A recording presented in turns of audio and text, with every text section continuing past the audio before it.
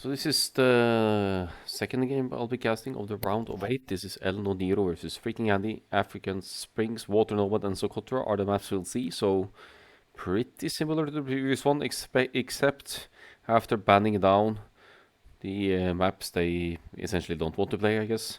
We'll have African Springs as the starting map and not Socotra as the previous set.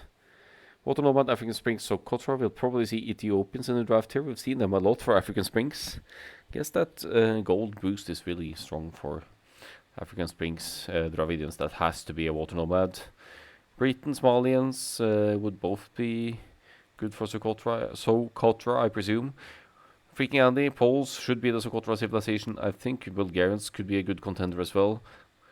Both Viking and Berbers are good for Water Nomad, so we'll see what happens there. But the first game is African Springs, where honestly all of these sims could work, I think. But if we're thinking infantry archers matchup here, like men-at-arms openings, Vikings and Ethiopians could be one matchup to expect. Let's find the first game. Bulgarians, Malians for African Springs.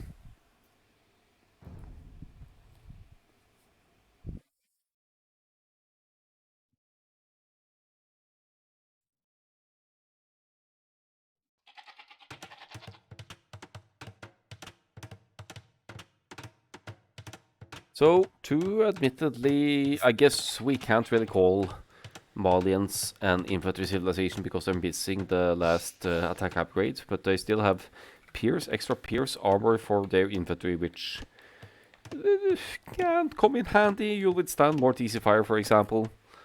FreakinAndy going straight for a mill on the shorefish here. Doesn't even eat the first fish sheep, just straight for the mill. One villager on shorefish, on straggler trees to get the lumber camp up later, but the priorities are understandable here. Then we'll see Elnoniro has done the same thing as well. Why? Because shorefish is such fast resource to collect. Noticing the villager running back home there as well, so good spot, good micro of the economy there. It's going to bring in the food fast enough to keep your TC producing. And then you could commit to the sheep and the elephant at a later stage. Ooh, FreakinAndy might lose the camel here. Not enough villagers to garrison to do enough damage to take out the camel.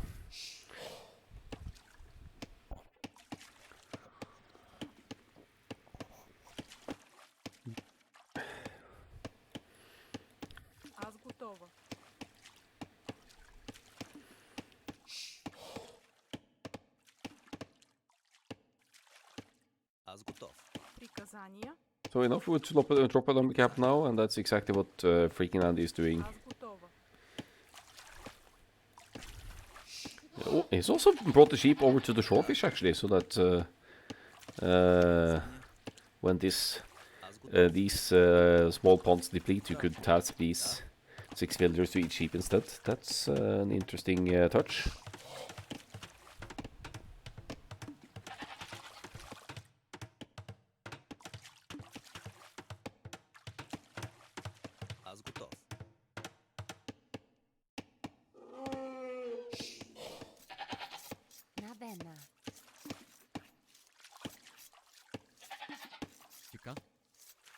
Now Elnoniro to drop the lumber camp as well, still taking it with those stragglers. Very similar approaches to the start here. It's probably something the high-level players have figured out. There should be about 200, 250 elo between these players. FreakinAndy, the higher rated one, he is actually in the top 20, maybe even top 10 in the ranked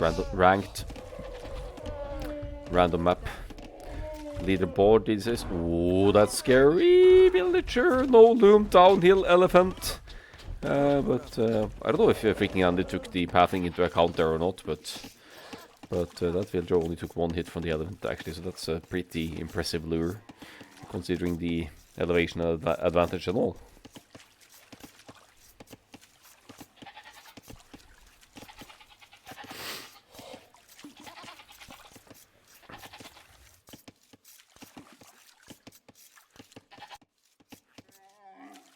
On this map, African Sphinx, the players don't start with a scout, they start with a Bactrian camel as the scout. That can not attack, it can obviously still scout the map for you.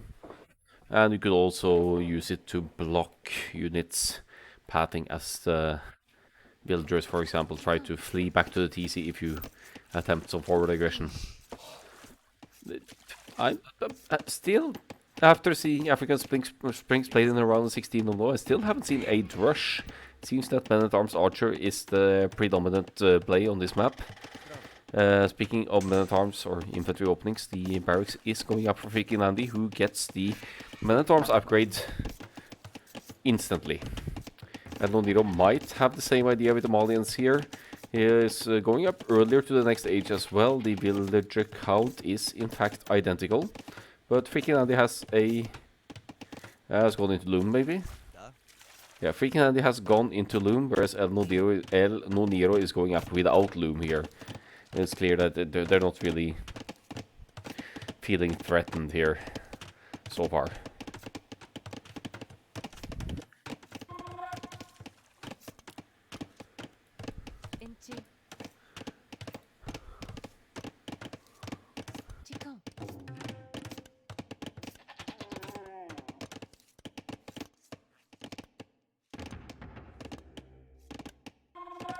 Great militia in the queue for FreakinAndy. Elnoniro up first, as we can see. Second militia in the queue only though, with the third one popping out as well. They'll be matched in numbers.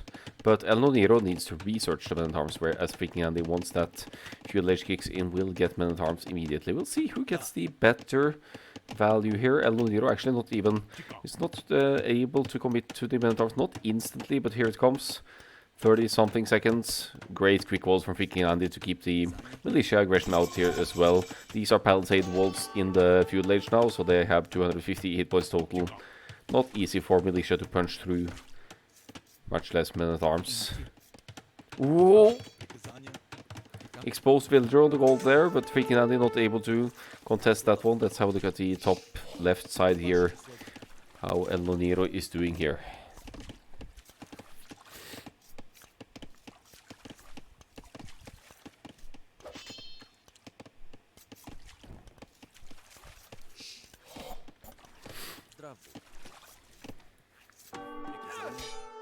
Quick wall attempt there, but easier said than done on this terrain that actually needs 2 tiles there to keep the aggression away. Elevation advantage for Elnoniro as well.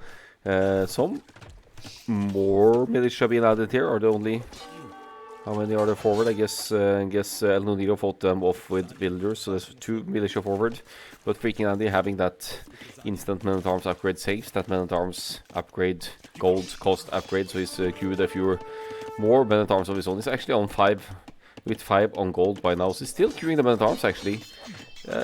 Rather than investing into a range and archers. And why? Because it's Bulgarians and archers aren't necessarily a long-term viable option, but the Men-at-Arms micro of Elnoniro is on point here. He's taken out 3 of FreakinAndy's defensive Men-at-Arms already, forcing FreakinAndy to commit villagers to fight the Men-at-Arms aggression. Again, taking the elevation advantage here. Still, no... Hold on, yeah, FreakinAndy has been able to get 2 villager kills over here, because Elnoniro didn't have any defenses over on this side. So the Men-at-Arms got 2 kills as the Elnoniro was forced to fight them with villagers. Here comes the range, but that's a reaction to the Malians Archers initiative here. FreakinAndy is probably going to go into skirmishers defense here, and if he gets enough skirmishers out, eventually you could contest Men-at-Arms as well. Once again, good Men-at-Arms micro from Elnoniro here, following in the action, taking the hits when he can, and taking out the weakened Men-at-Arms of FreakinAndy over here.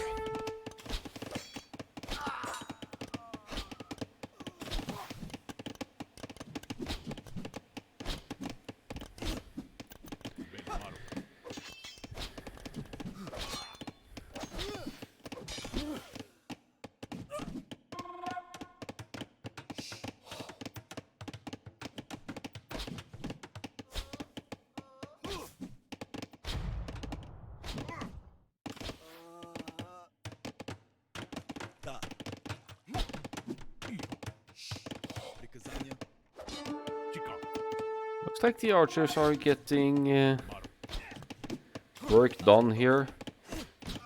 I need to clean up the defensive men-at-arms first, but now the woodline is somewhat exposed here. Skirmisher defense on point, but no fletching for FreakinAndy. Has been investing a lot into the men-at-arms so that the food and gold needed for fletching isn't something he's had to spare just yet.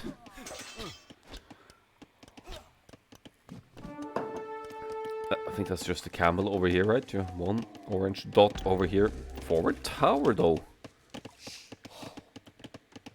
So 3 sneaky villagers moving forward, but not sneaky enough, it seems. That should be within the vision of Elnoniro. Does he have Tom Watch, actually?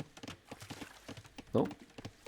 It's just the middle has a very decent line of sight, but looks like one more tile away, and FreakinAndy would get away with it. But if Elnoniro's attention on the minimap is on point, he'll see this tower going up, and he'll task his... Ooh, these villagers are kind of weak, actually. More men-at-arms, by the way. Love the forward investment of FreakinAndy here. I wonder how many men-at-arms is made. Maybe the end stats will show us what was the most creative unit. It's hitting multiple areas at the same time. It looks like this tower will actually complete. There are men-at-arms here to stop the villagers from tearing it down as well, but also archers and skirmishers of Elnoniro to deal with the men-at-arms over here.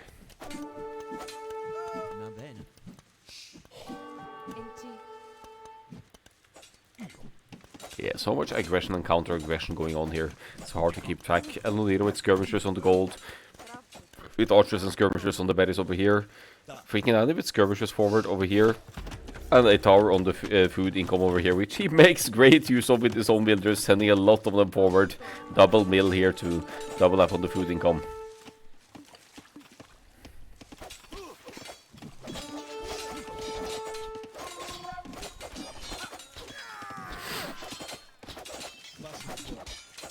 Oh, she went down! Okay, so that's value. 5 eco kills for FreakinAndy, 4 for Elnoniro.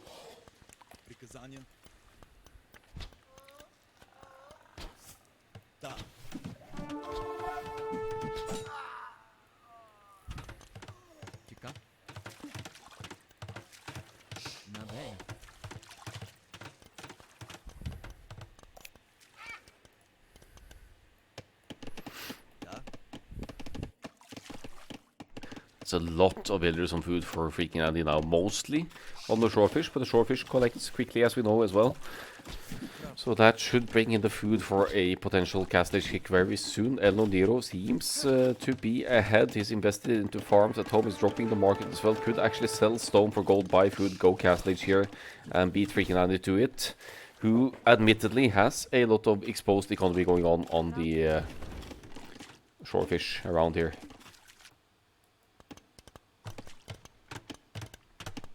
Yep, that's the castlage. Did not have to sell stone, actually. So, slightly to the castlage here for the Malians, but shouldn't be much more than a minute. Excuse me. Looking at the fact that FreakinAndy just completed a market and bought the remaining food needed to go to the castlage. It's a 30-ish seconds lead for Elnoniro going into the next stage.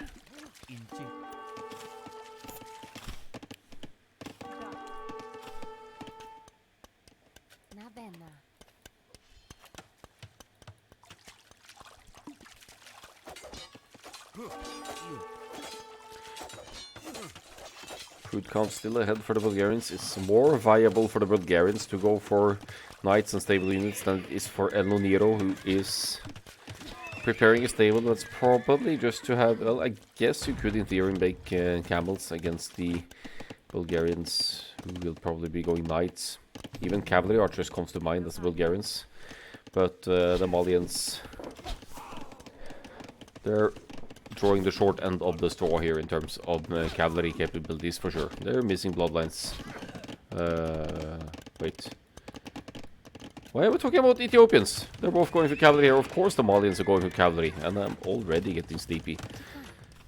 I've been seeing Ethiopians so much on this map, and the architecture is different. Of course, it's viable for the Malians to go for cavalry double stables here, and I was kind of envisioning some Bulgarians cavalry here as well, but it doesn't look to be the case. Maybe FreakinAndy will be forced into monk pike defense here. Bloodlines coming in for Elnoniro.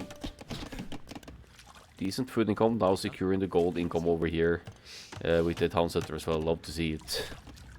Yeah, that's where FreakinAndy's stables are. I do place stables somewhere. And he's committing to the second attack upgrade ahead of the defense upgrade, because it's mainly melee units out on the field here.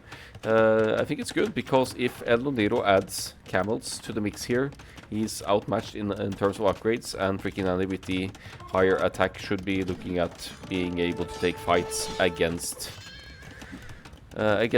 camels as well with his knights, if he has to, if he's forced to.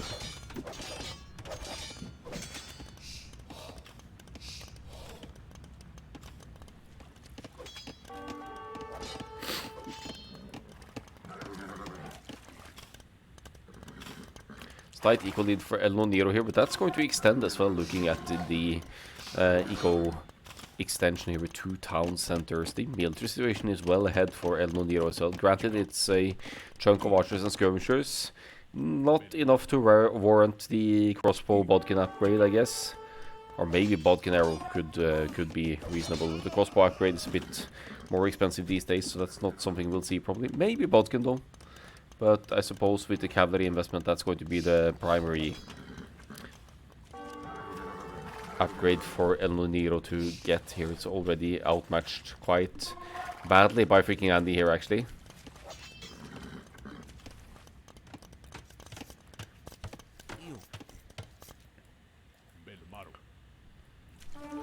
Okay, some good army movement over here. Might be able to snipe some stray villagers on the shorefish over here with everything else going on as the cavalry fights elsewhere. Let's have a look at them. Does he know? Yeah, he's seen the mills.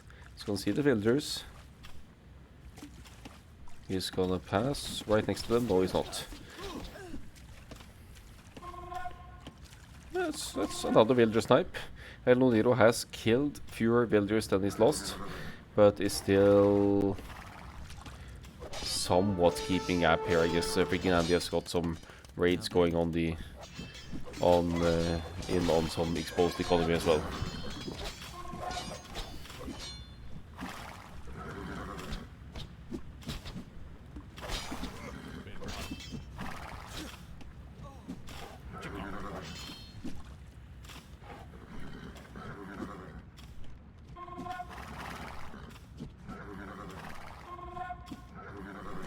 I'm liking Elnoniro's army situation here. It's well ahead of FreakinAndy in numbers. Still lacking some upgrades, but as far as fights against the Bulgarians' armies go here, they're both at double stable production, but Elnoniro has better numbers. Is going to be looking at a good fight here, even with the better upgrades from FreakinAndy, with the additional range fire from behind there.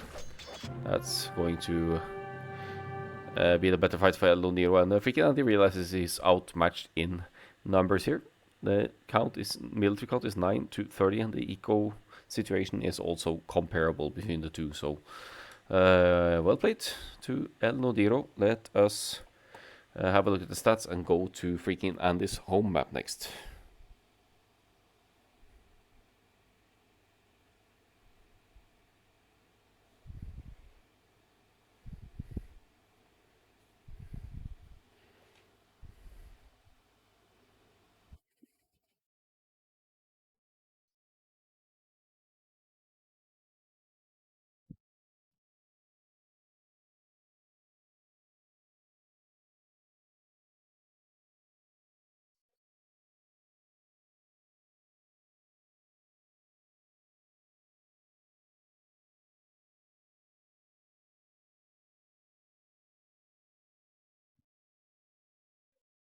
Yep, convincing lead throughout the game in military situation here for Elnoniro. Actually was barely ever behind, except from maybe the additional men-at-arms investment on FreakinAndy. But I think that makes sense as well, because you have the free men-at-arms that alone justifies more a few more men-at-arms to fight the men-at-arms of your opponent, and you don't necessarily want to make archers as Bulgarians because it's not necessarily viable in the long run. Because you don't get crossbow. You do get bodkin and bracer, but it's a meme, if anything, the Bulgarians archers. So I don't encourage playing extended Bulgarians or Spanish archers, even if they have full blacksmith upgrades. Right, game 2. Let's cross out the Sibs first. We'll show Malians winning against the Bulgarians here as we go to FreakinAndy's home map, which will be Socotra. That should be a fun one. I'm envisioning Poles here, possibly Berbers as well. Whereas for Elnoniro, yeah, okay, let me go with Ethiopians just to make a guess.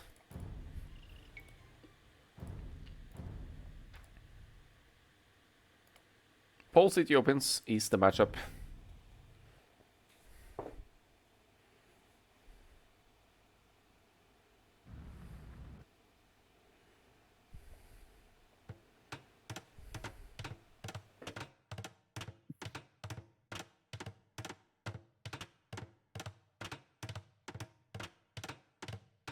So Socotra it is. And we have FreakinAndy with the poles. Okay, so 1 underrated but very useful bonus for the poles on any map is the regenerating villagers. That's one to keep in mind because there will probably be villager fighting on Socotra. FreakinAndy moving right out with the villager. He has located Elnoniro's hunt. Will maybe push in one of the ostriches back home to steal it and leave the rest to be killed by a forward villager. And I think Elnoniro is taking the same approach here, moving out with the scout. You could look for the elephant as well and try to snag that with your starting scout. But as you can see, Loom is already in for FreakinAndy, so Elnoniro can't engage with the scout alone and immediately goes for the mill just to ensure that minimal decay happens as a result of the ostriches being shot by the opponent here. The ostrich placement is slightly better for FreakinAndy here. It's still lame a bowl, but if you chase the ostriches in the wrong direction, you'll risk being hit by DC fire.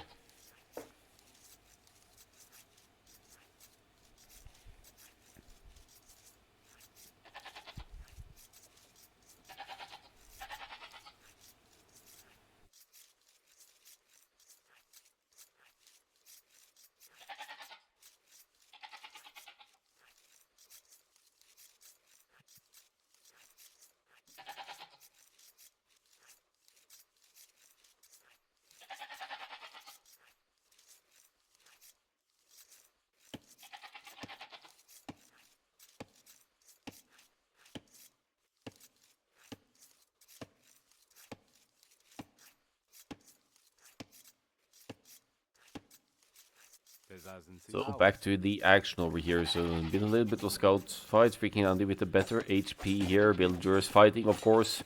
Regenerating villagers on the poles don't really need to worry as much about losing hit points with the 3 versus 2. The scout is here meddling in as well. Could be 1 villager down for FreakinAndy. Elnoniro goes for the hit, but FreakinAndy blocks it with the scout and salvages the villager for now. If you look at the HP, that's slowly going to trickle back up. 7 now. Eventually she's going to be back at 40.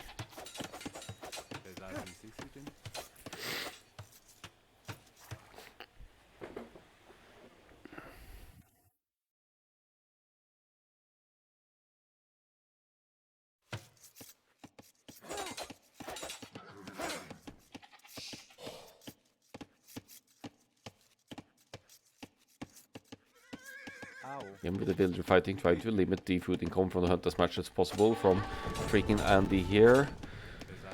So the villagers move away. Food eco successfully obstructed here by the orange player. Doesn't really show in the stats though. Elnoniro has more food overall, still eating the sheep at home, whereas FreakinAndy is about to lose his own hunt over to the side as well. Only one ostrich shot by Elnoniro, but we'll see.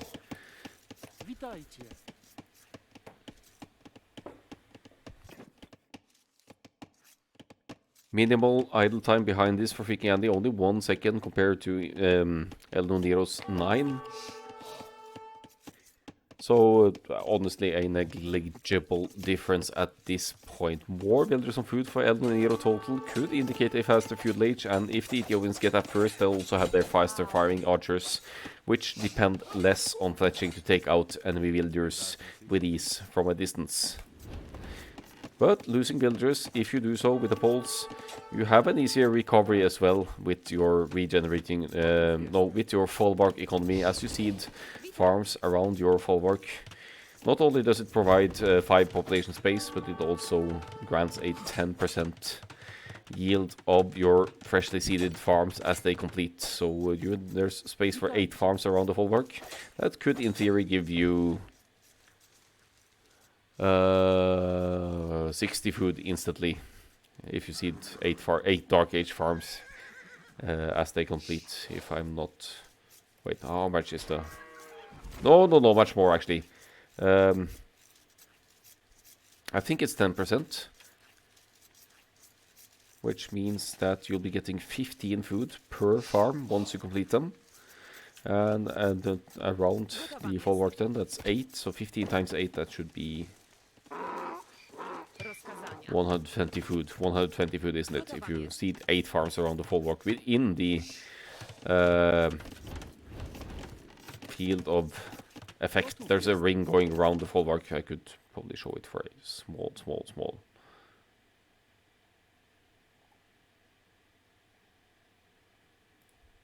Let me see if it shows here. I hate that one. Yeah, here we go. TC range, folwark range, exactly. Line up of farms, and yeah, to show that effect. I don't like this one. I think it clutters up the map too much, so I don't want to show it. But that's what it looked like. The area you need to seed your farms within to benefit from the folwark bonus. 25 to 23 villagers here, so Elnoniro a little bit behind now. I suppose they both went for an early doom, so it's the idle time speaking here, but Elnoniro is the first one going to the feudal age, will get 100 food, 100 gold once he reaches the next age as well. Now dropping the barracks on the hill here, claiming a little bit of control and vision on the middle, but FreakinAndy spots it as well, and is also on the way to the feudal age at about 20 seconds later.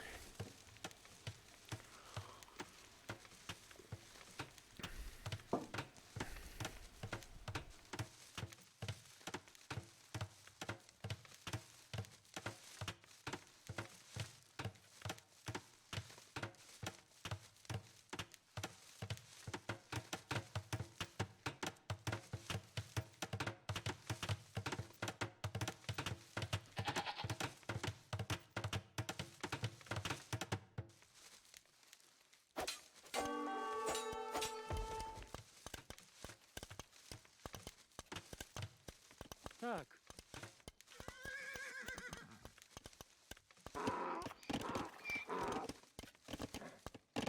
The wolf scouts equally weak here. One more hit for either of them and they go down the barracks, producing the militia, but only 2 of them for Elnoniro for now. The range comes up. 2 militia is enough to obstruct some resource income, though. It's going to obstruct the pole's stone income for a bit here with ranged follow-up. Gets a poke on the scouts there as well. 2 militia, actually, oh wait, 3 militia now, and then arms coming in as well. Dramatically increasing the stats to more hit points, more damage output, more tanky. I think this tower will complete, but Elnoniro acknowledges that and just moves away from the tower. This tower could in theory be taken down by villagers as well, should he like to. Second tower popping up for FreakinAndy, but he pulled all of the stone mining villagers to build that tower as well, which is going to obstruct the movement from the range. If this tower completes, the archers will take some tower hits as they move out, but and it also denies this gold and the berries, which is probably the primary target. Why did they put all the stone miners on? It's sending more forward now. And it's steering down the range with villagers. That's going to take a while. But cleverly enough, since the tower is here, it is harder to take out these villagers with archers as well. And the weak ones can just pop into the tower and heal up as well. What's going on over here? The Men at Arms still trying to do their thing. Elnoniro, to be fair, has 3 eco kills here, whereas FreakinAndy only has 1. But due to lower idle PC time, much lower idle PC time, FreakinAndy has an eco numbers lead still, or it looks quite even, but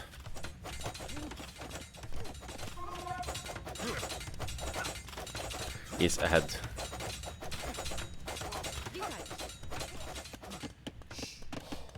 So good walling efforts here as well to funnel the archers' movement in towards the TC. There is no opening in the side here either, so Elnoniro can't really do too much with the archers without breaking through the palisades here. So FreakinAndy is defending well, he's cleaned up the Men at Arms, he's invested into the Fallbark farms here, and has a very convincing food economy lead over Elnoniro here, and will also collect the stone needed for gold needed for cast stage through stone mining. As you can see, the steady trickle going on here.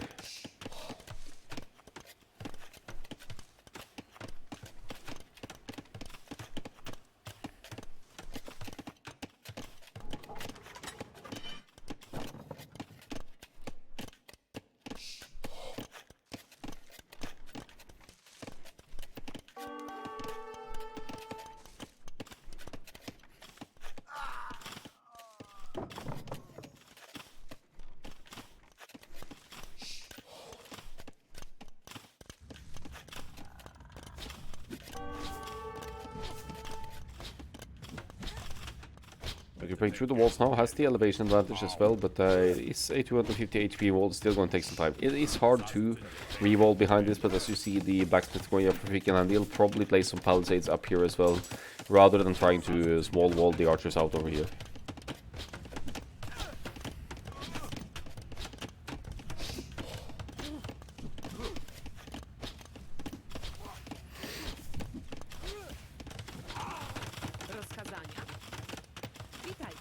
Towers popping up here now, so Elnoniro making the most of the... No, FreakinAndy making the most of the stone mining, already yielding gold, and placing more towers offensively, forcing Elnoniro into the defensive towers as well. 5 on stone for Elnoniro. This stone not really denied by any means. So there's still going to be the optional defensive towers for Elnoniro. He's been defending admirably so far, taking a minimum of losses, killing more villagers than is lost. The archers not allowed through. In fact, FreakinAndy commits to the houses behind here instead to disallow the archers entering, which would be a mild annoyance in the back of the base over here. Cover fire from the forward tower as FreakinAndy batters down the defensive one on Elnoniro. I see fletching is in as well, providing extra damage output and some extra range for the towers, meaning that Elnoniro will be losing more villagers as he tries to repair and chase away FreakinAndy's villagers.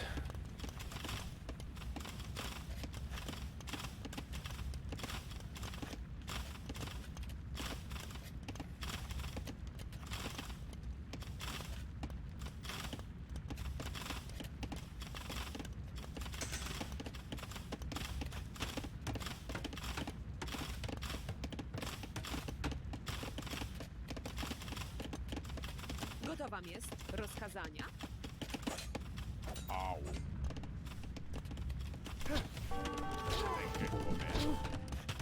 Again, the archer's annoyance here. FreakinAndy just doesn't allow anything to get close here.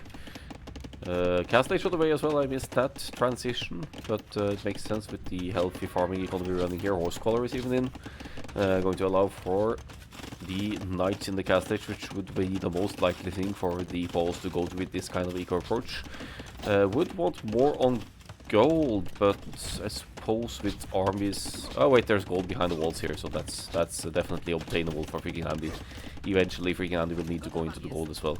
He's not even taking the berries over here. They're very exposed on the hill here, especially the ranged fire, so that's probably why. Since the folwark economy is, well, admittedly, absolutely more efficient as well.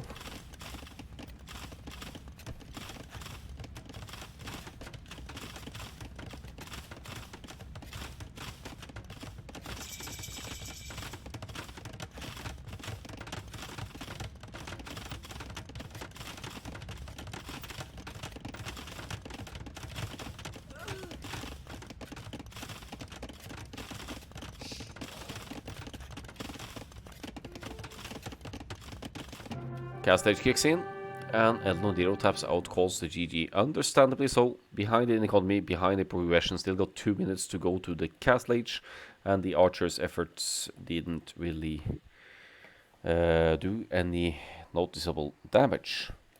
Let us have a look at the stats and pop into the final game of this best of 3, which will be the last cast of today as well.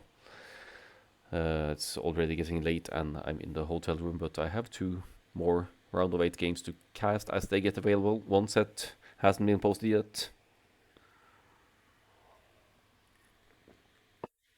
but we'll get there, I hope.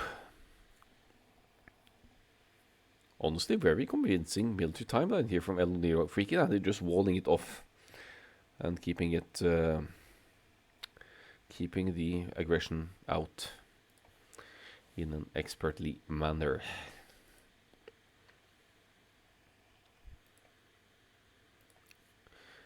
Alright, back to the maps first. We've had African Springs played. Wait, who won that actually? Elnoniro won that. FreakinAndy won Socotra. Leaves us with Water Nomad, Elnoniro's home map. Which will probably be the Dravidians. I don't see what else it could be. And the Poles winning Socotra here, yeah. Thank you for the raid, Sorentin. Much appreciated. This is one of my ongoing tournaments. It's called the Chaos Cup. It has a prize bracket for the 16 highest rated players. And then there are ELO differentiated brackets for the rest of the signed-up players as well. So there are 6 sub-brackets across a wide ELO span as well.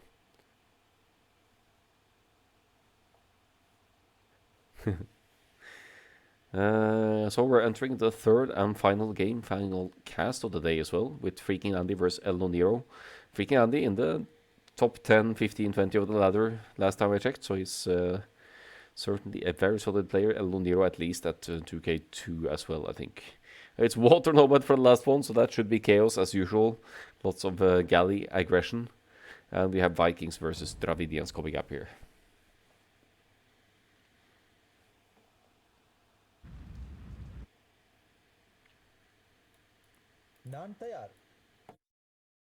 So Dravidians, 200 food once they reach the next stage. Very handy for Water Nomad.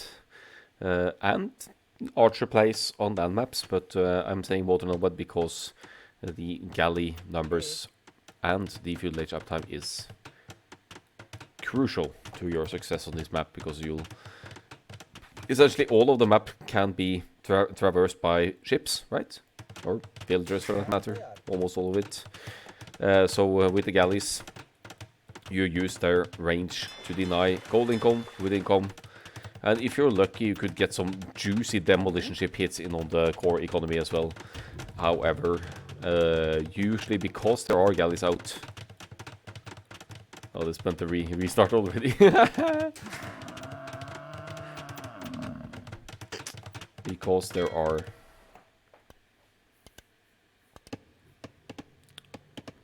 galleys out on the waters, the demolition ships shouldn't be successful. I mean, they can always be still if you get lucky, but that's why you go for galleys over fire galleys, because fire galleys can't really snipe demolition ships easily at a distance. So for Water Nomad, for the start, you really need to get your dock app ASAP, because you already start with 6 fishing ships. You'll task them to go fishing, but they'll need a place to drop off, and they cannot drop off food at town centers for whatever reason. So you'll need a dock. You'll also need 2 houses, otherwise you'll be massively housed because of the starting with 13 population total. FreakinAndy, slight wood advantage at the very start of the game, because the Vikings docks are 15% cheaper or so. So that is saving you a tiny bit of wood, maybe allowing you to afford that 3rd house a tiny bit earlier, like FreakinAndy has done here, but it could be that Elnoniro already has it up as well. This is dropping another house here, so as not to get housed at 18 pop. I think as far as Nomad starts go, we'll speed this up on a little bit, but they're going up quickly, as you can see, at 13 villagers, 12 in FreakinAndy's case. Slightly higher idleness time, probably due to housedness, but the slight time advantage isn't of consequence for either of them here. I think it's just a few seconds, and you still need to drop your additional dock and start queuing the galleys, so that's not what's deciding this game, these few seconds, these 11 seconds. But being the Dravidians, Elnoniro has 3 docks up now, should be able to produce out of all of them as well, because of that 200 extra wood that pops in. It allows for an easier research of double attacks, and you'll probably be able to drop your blacksmith earlier as well. Let's have a look at FreakinAndy's side, just for, well, he's actually dropped the blacksmith, so he is earlier with that one, unless I missed something from Elnoniro. However, Elnoniro should be having 1 dock more, and should hence be having some numbers advantage as the game progresses as well. 3 docks to 2 docks, right? Huge advantage for Teal, in theory. But lacking fletching, maybe not as huge of an advantage after all. Seeing as FreakinAndy will be looking at better trades, damage-wise.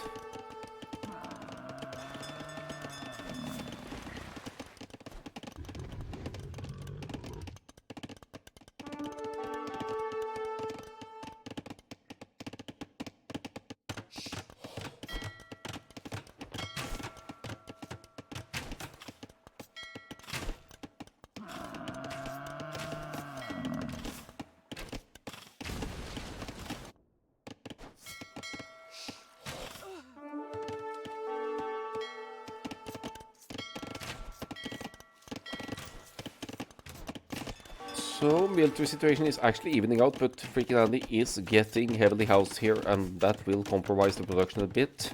It's 7 galleys to 6 now, but Elnoniro has more consistent production going on. There are galleys all over, and I think Elnoniro is spreading them out cleverly here to deny the wood and gold access while keeping up with the fights at home as well. FreakinAndy pulling some water buffaloes, yeah, some bonus food there if need be, but just now the blacksmith goes up for Elnoniro, so that's a bit on the slower side, but numbers matters as well, so I wouldn't discourage it too much. Forced into a defensive tower here as well. FreakinAndy actually on stone himself is already placed a defensive tower, but he has a TC in a nice spot on gold, stone and wood, so the towers, even if it's an additional potentially unnecessary investment, it's going to allow for easier defense of the base and keeping the core resources working. I don't know what Elnoniro is doing all the way over here. Maybe he's looking for additional gold spots just to gain some vision. But he's looking for the fish, of course, and he's gonna find it. Fletching just kicked in, or not too long ago, so now the fish food income on FreakinAndy is going down. Immediately queuing more builders to water buffaloes to compensate, it seems.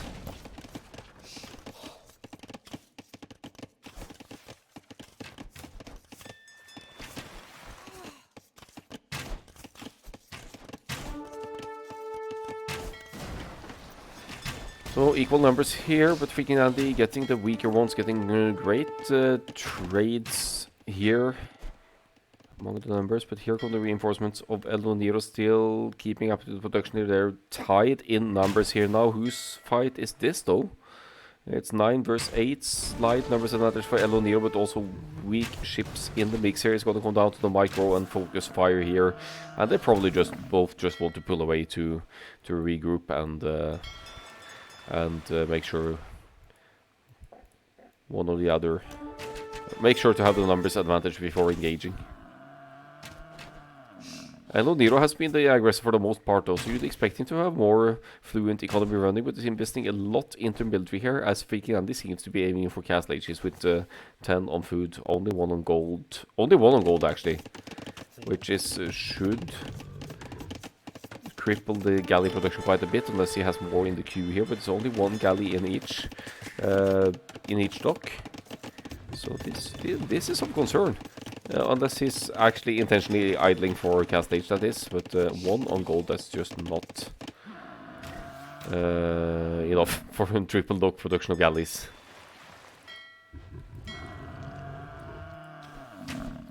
Once again, comparable numbers. The KD is 7 to 6 for Elnoniro.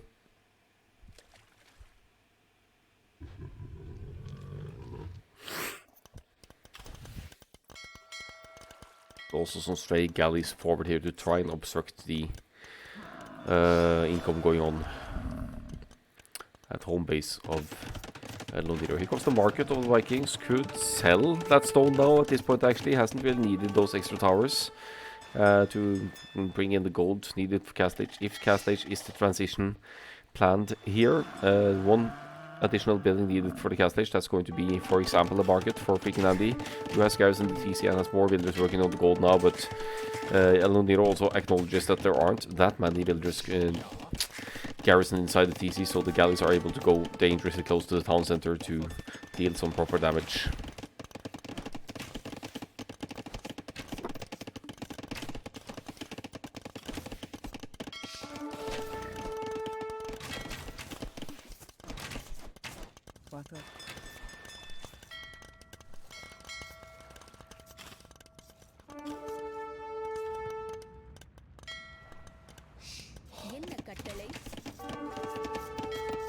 Good raiding party from FreakinAndy here, but good reaction of Elnoniro as well to acknowledge that and pull the builders away from the wood line. Or was it coincidental? Nah, he must have seen it. Must have seen the army movement over here. And who is getting the better trades here? Builders going down on the gold for FreakinAndy, but he's also going cast edge, which is a huge drain on the gold and food situation. Is losing builders in the meantime. It looks like FreakinAndy is losing more than is the case for FreakinAndy here. No, yeah, it looks like FreakinAndy is losing more than is the case for Elnoniro.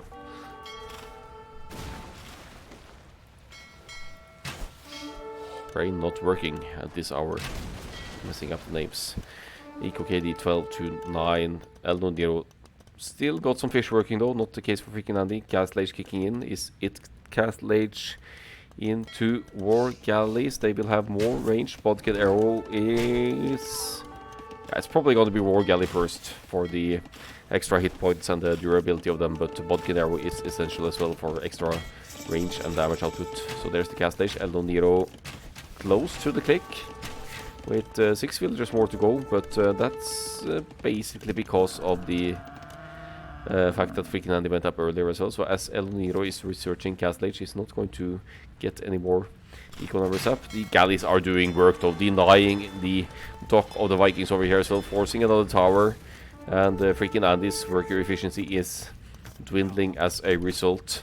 He will get war galley, but actually, if you have this number of galleys and you're up against war galleys, you'll have more maneuverability, you'll have better speed, and I think Elnoniro will happily take this fight because he has twice the numbers.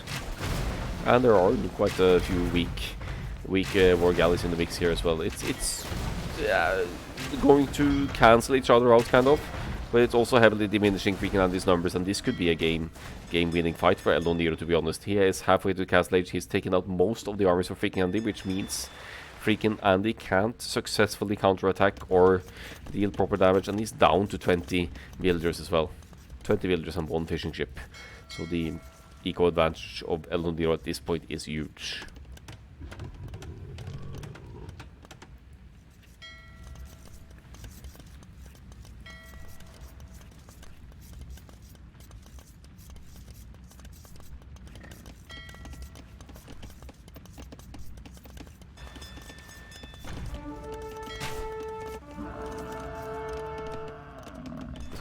17 seconds to go. Some counter raids from FreakinAndy here, but also weak ships. Of course, Elnoniro will want to preserve those and the hit points, maybe pull in for some emergency repairs as well. There's the cancellation. Bodkin coming in first for Elnoniro, probably because he wants to fight with this group at home here and take out the counter raids. Once again, Elnoniro spots the woodland on FreakinAndy as well and takes out that wood income.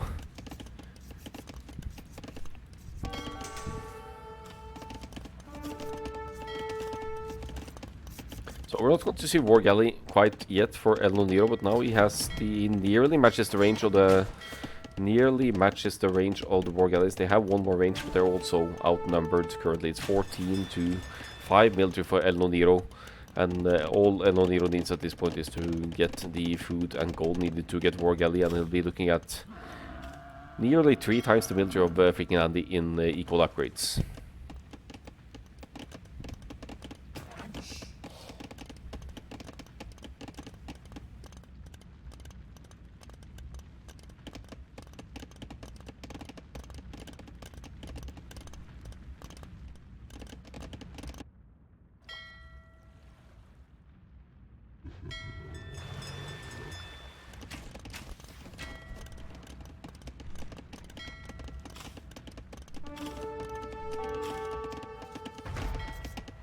Little raiding party from FreakinAndy on one woodland. Is the only woodland actually? Okay, on the woodland of Elnoniro, obstructing the wood income here. No, there's another one over here. I knew there was another one somewhere. Had to be another one.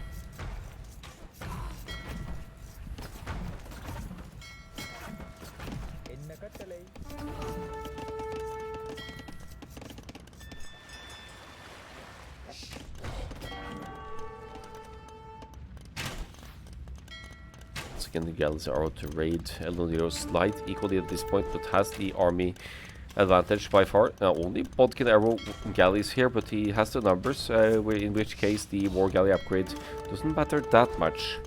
It's 15 more hit points, it's also 1 extra range and 1 extra damage.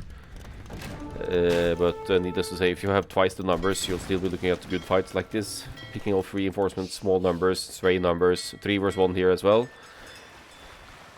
And I believe the movement rate of the galleys is... Oh, they're equal actually, I didn't know that. But the War Galleys are a little bit more chunky, so they are slightly harder to maneuver, to turn around, and for the hit and run. FreakinAndy, I guess, could make longboats here as well, but I don't remember the cost of longboats. There's probably a reason why he's not doing that. They might be more expensive, but they do fire faster. Would certainly trade well against galleys, but as far as FreakinAndy is concerned, the War Galley upgrade could be kicking in for Elnoniro at any point as well, so there has to be some reasoning behind the choices here for sure.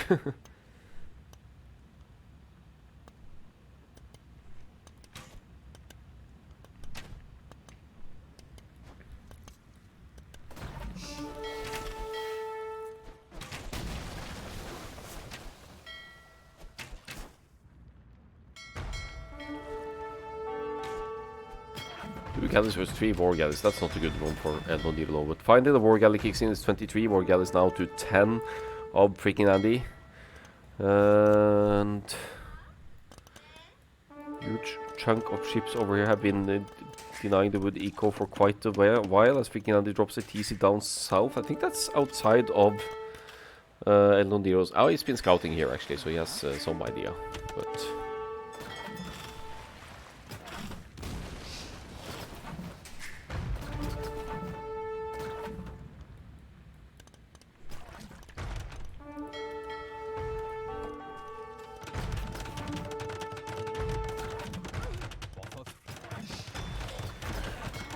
That's a good spot by Elnoniro. That's a good map reading actually to know what's up over here. The TC does complete, but it doesn't come without losses for FreakinAndy, who has now lost 29 villagers so far. He's 6 villagers behind overall, but he does have that Vikings eco bonus of wheelbarrow and handcart instantly. So if Elnoniro ever goes for those upgrades, that means idling the TC to get to them, and FreakinAndy will still be okay-ish.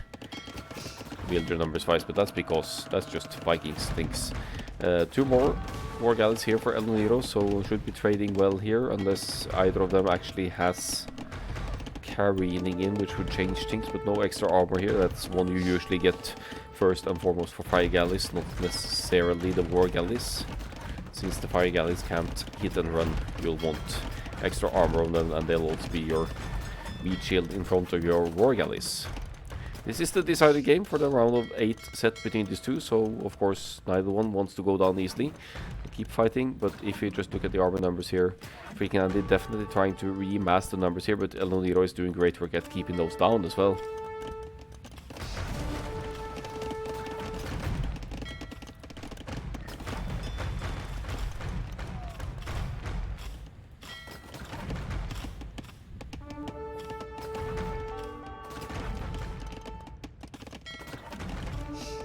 Lots of weak ships here though. Imagine a demolition ship hit in the middle of all this could actually almost change things up, but just almost. Both really consistent at spending their resources here, but the war galleys, they have 7 bonus damage against buildings, so they are pretty efficient at taking out buildings at close range. FreakinAndy now out of wood as well, has to buy wood to keep going. That's expensive. 100 wood for 119 gold. Numbers wise, still the numbers advantage for Elnoniro here. The score is pretty even, but Elnoniro has the better numbers. Longboat's been added now actually, but here come the reinforcements as well, and Elnoniro, recognizing this is the main wood source for FreakinAndy, keeps contesting that TC, sniping a villager every now and then as well, and taking very much justifiable fights against FreakinAndy's smaller numbers.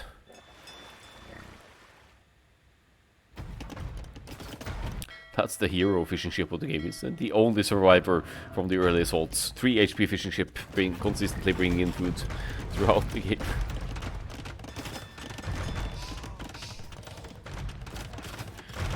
The military count is now 22 to 8. Even if Elnoniro is producing out of fewer docks, has been conserving the ships more efficiently here. The KD is quite even actually. I wonder how the longboats will trade here. They have lower HP, but they have a faster firing rate. They move faster as well. Should be able to dodge the galleys' fire.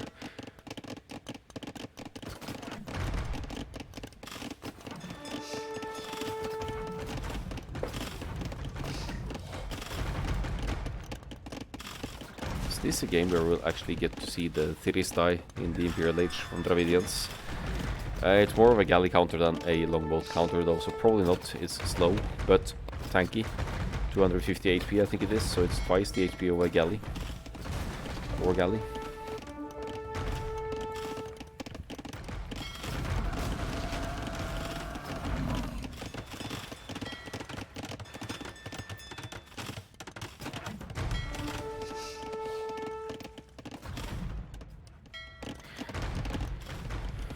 So the advantage of this aggression from Elnoniro as well is that the eco for the most part at home is unobstructed. A TC on the woodland here allows for consistent wood access. This woodland doesn't look too pretty at this point.